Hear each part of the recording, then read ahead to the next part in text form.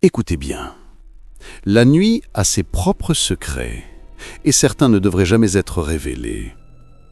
L'histoire que vous allez entendre est celle d'un homme brisé, un homme qui a troqué la lumière des bureaux luxueux contre l'ombre humide des cimetières abandonnés. Ce n'est pas une confession, ce n'est pas une mise en garde, c'est un héritage macabre, transmis à ceux qui oseront tendre l'oreille. Ici, l'argent ne se compte pas en bonus ou en actions. Ici, les billets sont tachés de terre, parfois de sang. Ici, la richesse se déterre à coups de pelle, sous la lune froide, parmi les morts. Bienvenue dans une plongée où chaque mot est une menace, où chaque règle brisée se paie au prix fort. Avant de commencer, laissez-moi vous dire une chose. Si vous aimez ce genre d'histoire sombre, si vous voulez explorer encore plus profondément les ténèbres, abonnez-vous dès maintenant à Nuit d'horreur, parce que ce que vous allez entendre n'est qu'un début. Je m'appelle Ben. Aujourd'hui, je veille sur des tombes que personne ne visite. Mais autrefois, j'étais quelqu'un. Il y a 10 ans, j'avais une vie qui brillait de 1000 feux. J'étais banquier à McKinley, installé derrière un bureau en noyer massif plus long que la table de la plupart des familles. Un seul de mes regards suffisait à faire taire un directeur financier et chaque signature de ma main pouvait ruiner une carrière ou la propulser. Dans le tiroir du bas, j'avais une bouteille de scotch de 20 ans d'âge. Je ne la sortais que dans des occasions particulières, quand un collègue était licencié. Et croyez-moi, cela arrivait souvent. Le verre de cristal résonnait comme une cloche funèbre chaque fois qu'un nom disparaissait de l'organigramme. De mon bureau, je contemplais la rivière, un paysage tranquille qui contrastait avec la brutalité des décisions que je prenais chaque jour. Et puis, il y avait Jenna. Elle n'était pas mon assistante. Non, mais l'assistante de mon assistante. Toujours prête à déposer un café chaud avant même que je lève les yeux. À vrai dire, je n'ai jamais su qui était officiellement censé m'aider. Ce détail ne m'intéressait pas. J'avais tout. Pendant près de 3 ans, je n'ai pas eu besoin de portefeuille. Les restaurants connaissaient mon nom, les clubs m'ouvraient leurs portes sans me demander ma carte d'identité. Dans l'ascenseur de mon immeuble, on passait directement au dernier étage dès que j'étais en bar. J'étais ce genre d'homme, celui qui fait taire une pièce entière simplement en s'asseyant. Le pouvoir, je l'ai respiré comme un parfum. C'est une drogue, une présence qui s'infiltre dans les moindres pores de votre peau. On le sent dans le cuir des sièges, dans l'encre humide d'une signature, dans la façon dont tout le monde s'écarte sur votre passage. Et moi, j'en étais tire. Puis vint l'erreur. Ou plutôt, une série de petites erreurs. J'ai insulté la mauvaise personne, j'ai touché ce que je n'aurais jamais dû toucher, mais soyons honnêtes, tout le monde commet des fautes. La différence ? Je n'ai pas eu l'humilité de ramper, de supplier, de lécher les bottes des puissants. J'ai refusé. Et c'est ainsi qu'ils m'ont détruit. Un mois, j'étais encore l'homme qui signait des accords internationaux. Le suivant, mon badge ne passait plus les portiques, mon adresse mail était désactivée et la sécurité m'interdisait l'entrée de mon propre bâtiment. On nous a dit de ne plus vous laisser entrer, m'a dit un garde, la voix glaciale. Et voilà. En un claquement de doigts, j'étais passé de titan à paria. Aujourd'hui, je marche seul, des bottes usées enfoncées dans l'herbe humide, une lampe torche scotchée à un bâton de plastique comme seule arme contre l'obscurité. On m'appelle veilleur de nuit. On me paie en liquide, toutes les 2 semaines. Mon travail est simple. Longer la clôture, vérifier les cadenas, signaler ce qui paraît étrange. C'est la fin du monde ici. Un seul chemin mène à ce cimetière et un seul en sort. Les tombes s'étendent à perte de vue, plus nombreuses que ce que vous pouvez imaginer. On enterre les morts à bas prix, sans cérémonie, sans fleurs. Pas de portail majestueux, seulement des chaînes rouillées entre des pierres. On dirait qu'on les jette là pour les oublier. Et pour moi, c'est parfait. Car voyez-vous, je n'ai jamais recherché la paix. Moi, ce que je cherche, c'est le profit. Et dans les cadavres, il y a de l'or. Le commun des mortels croit que les cimetières sont des lieux de silence. Ils n'ont jamais passé une nuit entière à marcher entre les pierres, à écouter le vent siffler entre les croix tardues. Ce n'est pas du silence, c'est une attente, une lourdeur invisible, comme si les morts respiraient encore, doucement, juste sous vos pieds. Moi, je n'avais pas peur. Ou plutôt, j'avais trouvé une manière de transformer cette peur en appétit, parce qu'il y a de l'argent dans les cadavres. Pas le genre d'argent qu'on déclare, pas celui qui passe par les banques et se dissout dans les impôts. Non. Ici, ce sont des enveloppes épaisses, scellées, pleines de billets qui sentent le caoutchouc et le plastique. C'est un argent sans trace, sans nom, qui disparaît comme il est venu. Les universités, les laboratoires, les riches collectionneurs, tous volent leur part de chair morte. Les écoles de médecine réclament des tissus encore souples pour leur dissection. Les amateurs de curiosité paient des fortunes pour un crâne bien conservé. Une mâchoire complète, des dents intactes, bonus garanti. Vous seriez surpris, mais il y a toujours quelqu'un pour acheter un morceau de mort. La première fois que j'ai osé franchir la ligne, mes mains tremblaient, non pas de peur, mais d'excitation. Comme si je touchais enfin au secret ultime, à une vérité interdite. J'avais déjà les clés du local technique, j'ai emprunté une pelle, des pinces, et j'ai consulté la carte des sépultures. Je cherchais du frais. Les nouvelles tombes sont marquées d'un simple petit tag en plastique. Pas de pierre, pas de croix. Ça coûte moins cher aux familles. Et pour moi, ça voulait dire une chose, jackpot. Il avait plu la veille. Le sol s'ouvrait comme un gâteau humide, chaque coup de pelle pénétrant sans résistance. J'entendais le bruit lourd de la terre mouillée retomber en motte, l'odeur âcre du sol détrempé me collant à la gorge. Après 3 heures, le bois est apparu. Une boîte mince, mal clouée, prête à céder. Un coup de pied, un coup de levier, et elle s'est fendue comme du carton. La chair était encore molle, pas encore noire, pas encore trop abîmée, parfaite. Je l'ai enveloppée dans une bâche que j'avais préparée et transportée jusque dans le coffre de ma voiture. Mon cœur battait comme un tambour. Pas de remords, pas d'hésitation, juste ce frisson glacé de savoir que je venais de franchir une frontière que peu d'hommes osent approcher. Chez moi, un vieux congélateur m'attendait, acheté à un boucher retraité. J'avais prétexté vouloir stocker du gibier. « Ça peut contenir un cerf entier ?» lui avais-je demandé. Il m'avait regardé bizarrement, mais je lui avais payé le double. Les questions s'étaient arrêtées là. Une semaine plus tard, le premier acheteur est arrivé. Un homme discret, lunettes épaisses, odeur de papier moisi. Il n'a presque pas parlé, a simplement glissé une enveloppe remplie de billets dans ma main. 10 000 $. 10 000 pour une seule nuit de travail. Cette nuit-là, j'ai bu mon vieux scotch, assis par terre dans ma caravane. Le goût brûlait ma gorge, mais le vrai feu, c'était celui de l'argent étalé devant moi. J'ai su à cet instant que je ne reviendrai jamais en arrière. Alors j'ai perfectionné ma méthode. Je ne creuse que par temps couvert pour éviter d'être repéré.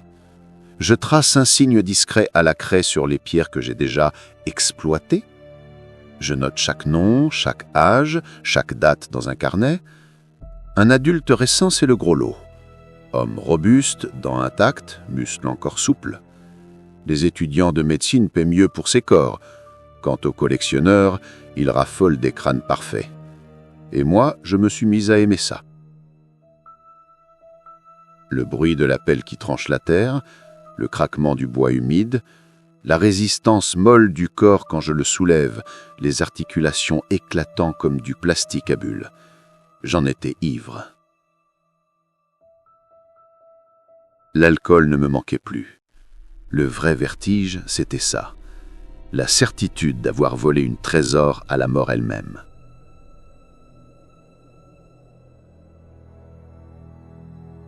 Tu crois peut-être que ce métier n'est qu'une histoire de pelle et de courage. Tu crois que voler les morts n'a pour seul danger que de se faire prendre par un garde de nuit. Tu te trompes. Il y a des règles dans ce commerce, des règles anciennes, qu'aucun manuel n'explique, mais que chaque pilleur finit par apprendre. Et la première, la plus importante, c'est celle-ci. Ne touche jamais aux cryptes scellées. Je les ai repérées dès mes premières rondes. De lourds sarcophages de pierre, semi-enterrés dans la terre ou posés au sommet d'une colline, ornés de plaques de cuivre ternies, parfois de lourds boulons incrustés dans le marbre. Elle ne ressemble pas aux sépultures modestes des pauvres.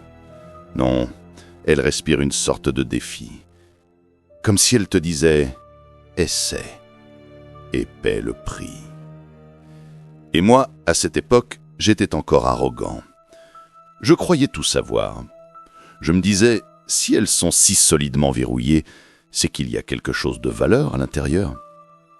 J'avais tort. C'était un hiver glacial 6 ans plus tôt. J'avais un partenaire à l'époque, Danny. Un type nerveux, plus petit que moi, avec des bras secs et nerveux. Il avait toujours un mot à dire, toujours une citation tirée d'un vieux film d'horreur ou d'un bouquin poussiéreux. Il croyait qu'on vivait un film. Moi, je le tolérais parce qu'il bossait vite et qu'à deux, on pouvait soulever des choses qu'un seul homme n'aurait jamais pu bouger. Une rumeur circulait. Au fond du cimetière sud, une crypte contenait le corps d'une femme riche, morte jeune. On disait qu'elle avait été embaumée dans des conditions spéciales, comme une expérience scientifique, une chair encore intacte, préservée du temps. Les laboratoires de médecine auraient payé le double. Peut-être le triple. Alors on y est allé. Minuit. Le brouillard roulait comme de la fumée entre les pierres. Nos bottes écrasaient le gravier gelé avec un bruit sec. Dans nos sacs, des pinces, un cric, des ciseaux à métaux. On était décidés. 40 minutes. C'est le temps qu'il nous a fallu pour arracher les boulons.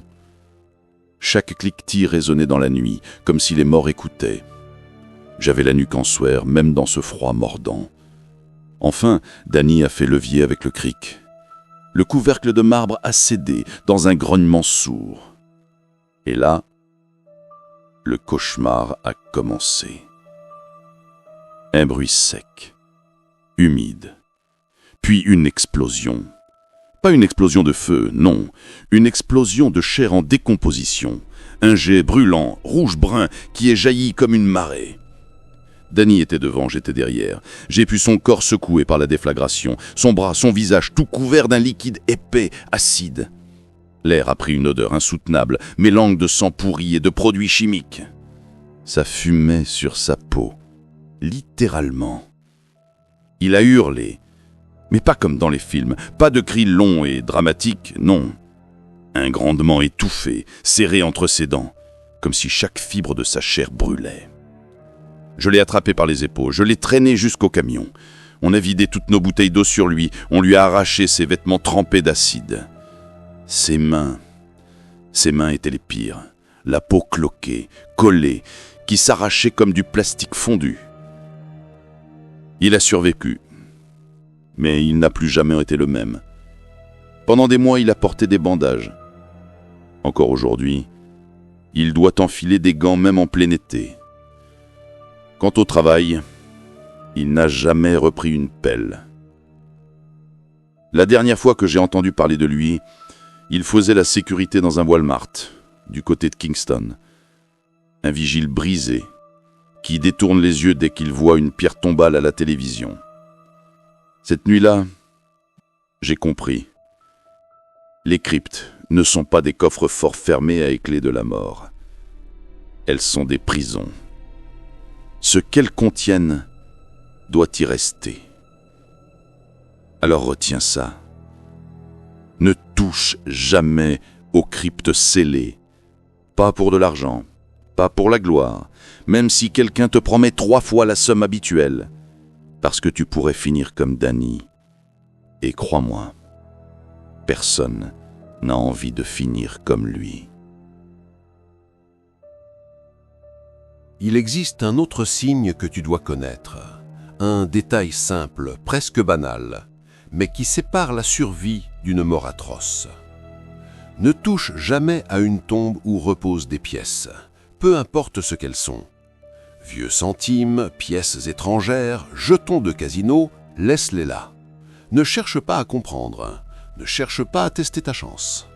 Parce que ces pièces ne sont pas des décorations, elles sont des avertissements. Parfois, elles viennent de l'armée. Les soldats ont leur propre langage, Un code secret gravé dans ces petits ronds de métal. Un quart de dollar posé sur une tombe signifie que celui qui l'a laissé était présent quand le défunt a rendu son dernier souffle.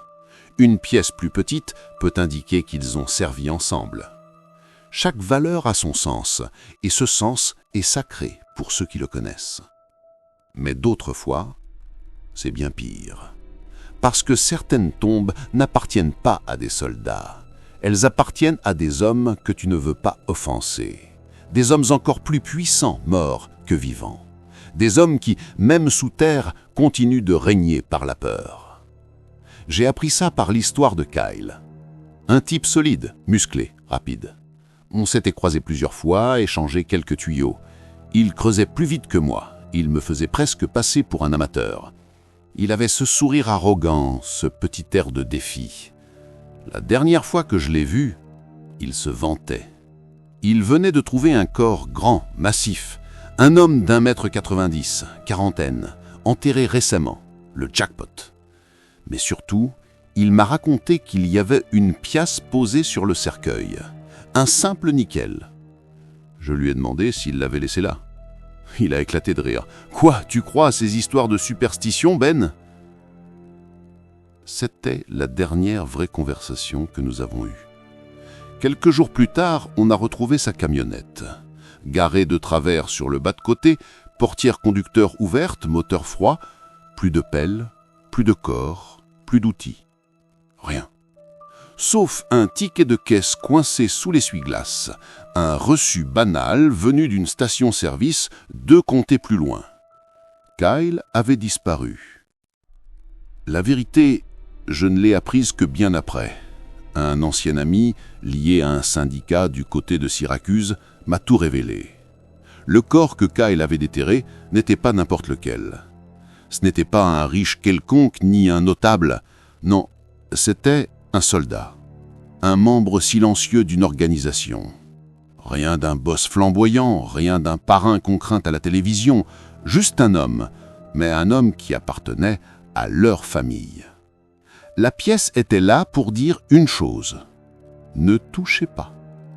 Et Kyle a ri. 3 nuits plus tard, ils l'ont attendu, dans le bar qu'il fréquentait à Roscoe. Ils n'ont pas fait de bruit. Pas de scène. Ils l'ont laissé boire, plaisanter, marcher tranquillement vers la sortie. Et puis, dans l'ombre de la ruelle derrière le bar, ils l'ont pris. Ils l'ont frappé avec des barres de fer, des tuyaux. Les os craquaient sous les coups, un par un.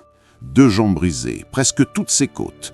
Mais ils ne l'ont pas tué, pas tout de suite. Non, leur punition a été bien pire. Ils l'ont enveloppé dans une barche, encore vivant. Ils l'ont transporté et ils l'ont remis là où il n'aurait jamais dû toucher. Dans ce cercueil, dans cette terre qu'il avait violée. Ils ont claqué le couvercle sur lui, les clous martelés sans pitié, et ils ont rebouché le trou. Kyle a fini par mourir, étouffé, broyé par la terre, hurlant dans l'obscurité du même tombeau qu'il avait profané. C'est ainsi que fonctionne ce monde. Pas de plainte, pas de disparition signalée, juste un avertissement silencieux transmis comme une légende aux autres pilleurs. Depuis ce jour, j'ai appris à reconnaître les tombes marquées. Un cercle parfait de pièces autour d'une pierre, un alignement fragile de jetons sur une dalle, parfois même une couronne entière de métal déposée comme un défi. Et quand je vois ça, je tourne les talons. Je ne reviens pas avant des semaines. Il y a assez de morts à déterrer. Inutile de toucher à ceux qui sont protégés. Retiens cette règle. Ne vole jamais une tombe marquée de pièces. C'est pire que la loi. C'est une condamnation. Il y a des règles que tu peux comprendre avec un peu de logique. Ne touche pas aux cryptes, elles enferment des horreurs chimiques et spirituelles. Ne vole pas une tombe marquée, tu risquerais d'attirer la vengeance des vivants. Mais certaines règles n'ont aucune explication rationnelle. Elles existent parce que nous avons vu, parce que nous avons survécu. Et celle-ci, écoute-la bien.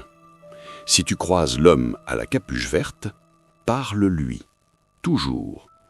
La première fois que je l'ai aperçu, c'était lors de ma 3e année de veille. Une nuit glaciale, sans lune, où la lanterne que je portais projetait des ombres tordues sur les pierres. J'avançais vers la section D, quand mon faisceau a accroché quelque chose d'étrange.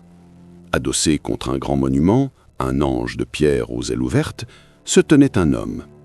Un hoodie vert, banal, du genre qu'on trouve dans les bacs de supermarché, mais la capuche était tirée si bas que je ne voyais rien de son visage.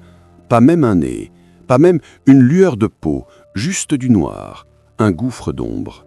Et entre ses doigts, une cigarette. L'odeur a frappé mes narines immédiatement, âcre, florale, presque douce, mais avec quelque chose de pourri, comme du parfum de funérarium en train de brûler. Je me suis approché, méfiant. « Vous êtes perdu ?» que je lui ai demandé. Sa réponse est tombée, calme, plate, glaciale. « Non, je travaillais ici avant. » Et c'est tout. Pas de nom, pas de sourire, pas un geste, juste sa silhouette qui fumait immobile, comme une tache verte au milieu des tombes grises. Depuis ce jour, il revient. Pas chaque nuit, mais suffisamment souvent pour que je sache. Il est là, quelque part. Je l'ai vu accroupi sur une dalle, immobile comme une statue. Je l'ai vu assis un tailleur sur une pierre, toujours avec sa cigarette interminable, dont la fumée se dissipait trop lentement, comme une brume qui refusait de moisir. Je n'ai pas cherché à comprendre, j'ai tourné les talons. Je l'appelle Jimmy. Je ne sais pas pourquoi. C'est sorti tout seul une nuit, comme si le nom m'était venu de lui, et il ne m'a jamais contredit. La première fois que j'ai osé l'interpeller, je lui ai dit « Arrête de me suivre ». Sa réponse a résonné comme un couperet. « Je ne te suivais pas ». Et il a replongé dans son silence. Je pourrais croire que c'est un rival, un autre pilleur, qui joue au fantôme. Mais non, Jimmy ne vieillit pas, il ne change pas. Toujours la même capuche, la même cigarette, le même parfum infect qui colle aux poumons. Même les années ne semblent pas l'atteindre. Aujourd'hui, j'ai arrêté de poser des questions. Quand je le croise, je hausse la tête. « Bonsoir, Jimmy ». Parfois, il répond par un signe discret, parfois non. Mais retiens ça, ne l'ignore jamais. Ne l'insulte pas. Ne lui tourne pas le dos sans un mot. Dis-lui bonjour. Dis-lui que Ben lui passe le salut. Parce qu'il se souvient de moi. Et crois-moi, tu veux qu'il se souvienne de toi de la bonne façon. Certains disent qu'il n'est pas un homme, pas un vivant, pas même un fantôme, mais une ombre. Une conscience qui s'est attachée au cimetière. Un gardien qui n'appartient ni aux vivants, ni aux morts. Tout ce que je sais, c'est qu'il est là, et qu'il vaut mieux rester poli avec les morts. Il y a une catégorie de sépultures que tu dois craindre plus que toutes les autres. Ce ne sont ni les cryptes verrouillées, ni les tombes marquées par des pièces, ni même celles surveillées par des chiens aux yeux rouges. Non, celles-là sont pires. Ne touche jamais aux tombes sans pierre. Tu pourrais croire qu'elles sont faciles. Pas de croix, pas de marbre, pas de plaque. Rien qu'un monticule de terre nue. Tu pourrais penser, personne ne viendra vérifier. Personne ne saura. C'est une erreur mortelle. J'ai appris cette règle par Maurice, un colosse, des bras gonflés de tatouages de prison, un sourire bravache qui ne le quittait jamais. Il aimait répéter qu'il n'avait peur ni de la terre ni de la mort. Toujours à frimer, toujours à rire, comme si rien ne pouvait le briser. Un soir, il m'a appelé. Sa voix rayonnait dans le combiné, excité, pressé. « Ben, j'ai trouvé quelque chose. Un trou que t'as raté. C'est frais, je te jure. La terre est encore bosselée. Pas de croix, pas de tag, rien. Juste un monticule. C'est pour moi ça. » Je lui dit d'arrêter, de rentrer, que ces tombes-là, on ne les touche pas. Il a éclaté de rire. « Quoi ? Tu vas me dire que t'as peur ?» Puis, il a raccroché. Le lendemain matin, j'ai trouvé sa voiture, écrasée contre un vieux cyprès, portière ouverte, radio allumée en boucle sur une chanson country grésillante. Au sol, des marques, des sillons profonds comme si quelqu'un ou quelque chose avait traîné un corps à travers l'herbe humide. Nous avons suivi ses traces. Plusieurs hommes avec moi, tous le souffle court, les visages pâles. L'odeur nous a frappés avant même que nous arrivions. Un mélange d'acide rance, de cheveux brûlés, de lait tourné, une puanteur qui s'accrochait à la gorge. Nous avons creusé. La terre était compacte, mais pas tassée comme d'habitude. Elle avait été repliée, poussée de l'intérieur, comme si quelque chose avait cherché à sortir. Au bout de quelques minutes, la pelle a heurté quelque chose de dur. Pas du bois, pas de pierre, un os. Puis enfin, nous l'avons vu. Maurice. Son corps recroquevillé, les bras serrés contre sa poitrine, ses yeux exorbités figés dans une terreur absolue. Son visage avait vieilli, comme si la peur l'avait consumé en une seule nuit. La peau tirée, craquelée, ses mains ensanglantées, les ongles arrachés à force de gratter la terre pour fuir. Et en dessous de lui, il y avait autre chose. Pas un cadavre humain, pas un squelette entier, juste des morceaux. Une cage thoracique déformée, une mâchoire aux dents trop longues, et surtout, un bras. Un bras avec des doigts anormalement longs, presque 2 fois la taille de mien, terminé par des ongles noirs. Et pas d'yeux, pas de visage, juste ce vide béant là où devrait se trouver le regard. Personne n'a posé de questions. Nous avons rebouché la fosse. Vite, très vite. Nous avons versé de la chaux vive, enfoncé une vraie pierre au-dessus, comme pour sceller ce que nous avions réveillé. Maurice repose désormais juste à côté de cette chose. Ou peut-être en dessous d'elle. Moi, je sais seulement une chose. Les tombes sans pierre ne sont pas des tombes. Ce sont des prisons, des pièges, des cicatrices laissées par quelque chose qui ne devait pas exister. Depuis ce jour, j'évite même de marcher dessus. Quand j'en vois une, je contourne, même si ça me fait perdre du temps, même si je dois traverser des ronces et rallonger ma ronde d'1 heure. Je préfère ça que de sentir le sol bouger sous mes bottes. Je ne suis pas religieux, je n'ai jamais cru à l'enfer, ni au paradis. J'ai cessé de prier depuis longtemps. Mais une chose est sûre, ces tombes sont maudites. Elles ne retiennent pas des fantômes, pas des âmes en peine. Non, elles contiennent des choses affamées, des choses qui n'attendent qu'un geste de trop. Alors retiens ça, ne touche jamais aux tombes sans pierre. Il y a un autre avertissement, peut-être le plus simple de tous, mais aussi le plus terrifiant. Si tu vois un chien noir, grand, immobile, veillant près d'une tombe, ne creuse pas. Ces bêtes n'ont pas de collier, pas de maître, pas de soufre. Elles ne groguettent pas, elles ne bougent pas, elles sont juste là, assises comme des statues, le regard figé. Et quand tu oses croiser leurs yeux, tu comprends. Tu comprends que ce ne sont pas des chiens, ce sont des gardiens, des créatures liées à la tombe qu'elles protègent. On les appelle les Gravehounds. La première fois que j'ai entendu parler d'eux, c'était à travers Patrick. Un gamin, un bleu, trop jeune, trop sûr de lui. Il croyait que je lui racontais des histoires de campagne pour le tenir à l'écart des bons terrains. Un soir, il est tombé sur l'un d'eux. Un animal massif, au pelage noir, assis calmement près d'une pierre gravée d'un simple nom.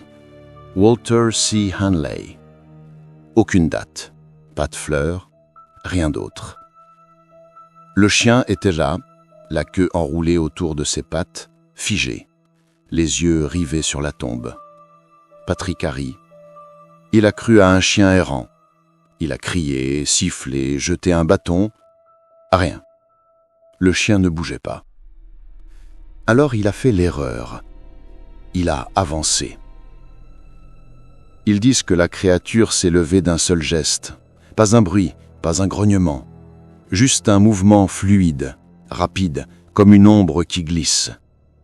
Patrick a tenté de saisir sa pelle. Il n'a pas eu le temps. Le chien s'est jeté sur lui et d'un seul coup de mâchoire, lui a arraché le visage. Net, propre, comme si la peau n'avait jamais existé. Quand le premier camion de secours est arrivé, Patrick respirait encore. Ses mains battaient l'air, vides, sanglantes. Mais 6 minutes plus tard, il était mort sur la civière. J'ai vu les photos. Je n'ai pas mangé pendant 2 jours. Le lendemain, nous avons tenté de piéger la bête. Une cage, de la viande rouge imbibée de somnifères, un taser. Nous étions deux, tremblants, surveillant l'endroit à la lueur de nos lanternes. Mais le chien n'était plus là. Le sol, en revanche, avait changé. La terre semblait avoir été lissée, comme brossée, soigneusement aplanie autour de la tombe, comme si quelqu'un avait voulu effacer les traces. C'est à ce moment-là que nous avons compris, ce n'était pas un chien errant. C'était LE chien, un Gravehound. Certains disent qu'il est de la même lignée que le monstre gardant les portes de l'enfer, le Cerbère des anciens. Pas 3 têtes, non, mais la même essence, le même sang. Un gardien unique attaché à une seule tombe, lié à un pacte que nous ne pouvons pas comprendre. Ces créatures ne vivent pas comme les chiens. Elles n'ont pas faim, elles n'aboient pas, elles ne dorment pas, elles n'attendent rien, elles veillent. Et si tu franchis leur ligne invisible, elles te détruisent. J'en ai observé un pendant 20 minutes entières, assis, immobile, ses yeux comme 2 braises dans l'obscurité. Jamais il n'a cligné, jamais il n'a tourné la tête. Il savait que je le regardais, et moi je savais que si je faisais un pas de trop, je ne verrais pas l'aube. Le détail qui les trahit, ce sont leurs yeux. Pas seulement rouges, pas un simple reflet de lampe, non. Tout l'œil, l'iris, la pupille, le blanc, tout brûle d'un rouge profond, lent, comme des charbons ardents. Et quand il pose ce regard sur toi, tu comprends que tu es déjà condamné. Un autre pilleur, Martier, a tenté d'en tromper un. Il avait trouvé un écureuil mort dans les bois. Il a lancé la carcasse loin de la tombe, pensant détourner l'attention. Il a fait 2 pas en arrière et le Gravehound l'a attaqué.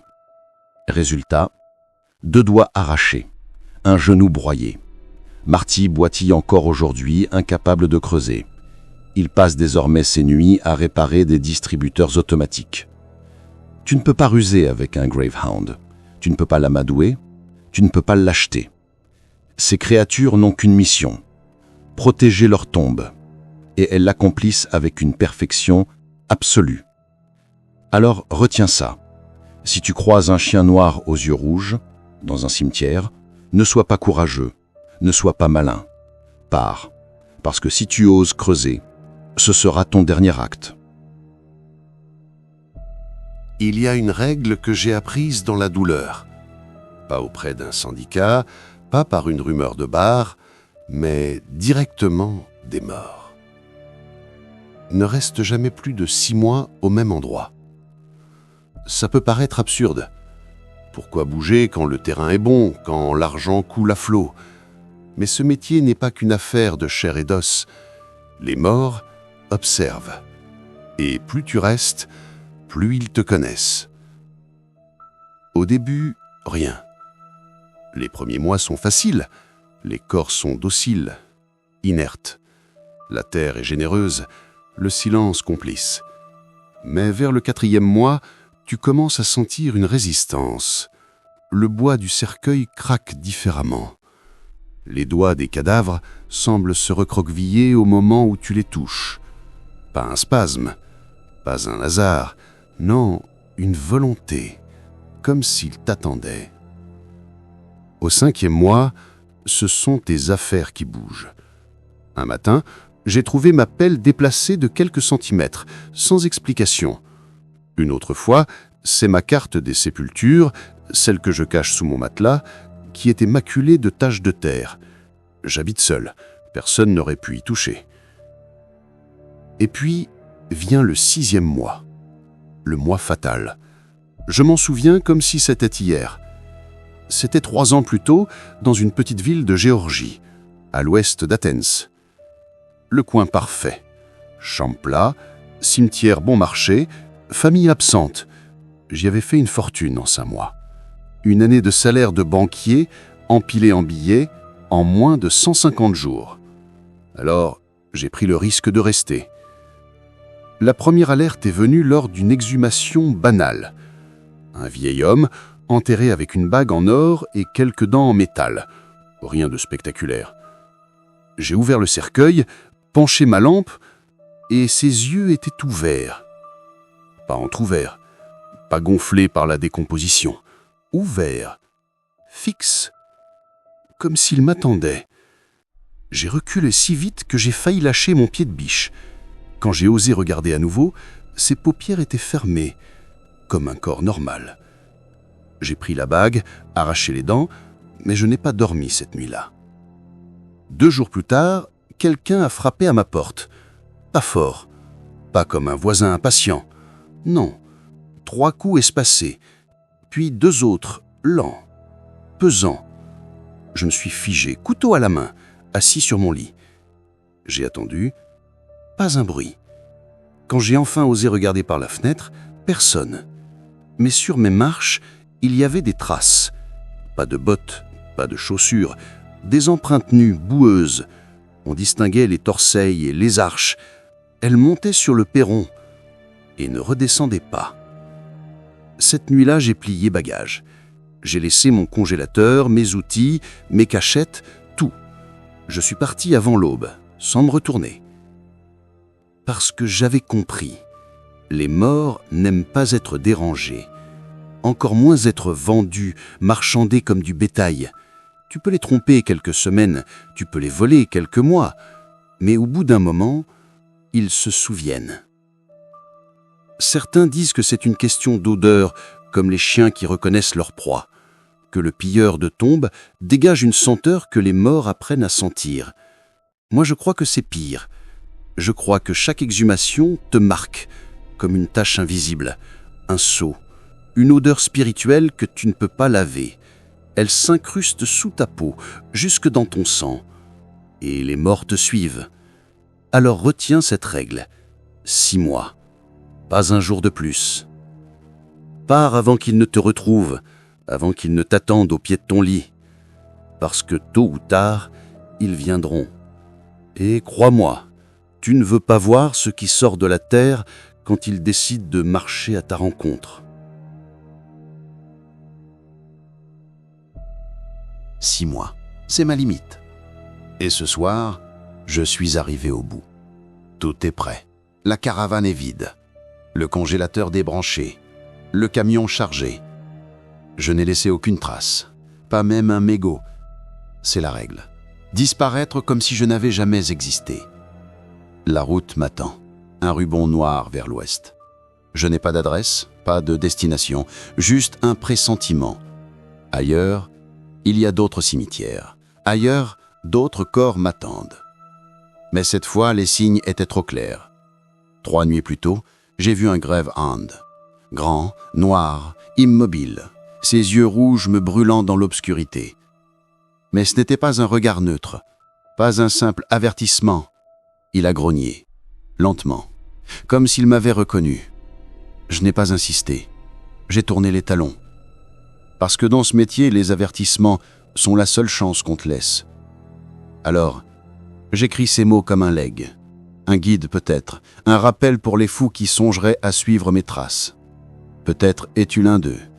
Peut-être as-tu déjà une pelle, un plan du cimetière du coin et l'idée que la pluie de cette nuit rendra la terre plus tendre. Si c'est ton cas, alors écoute bien. Je ne te jugerai pas.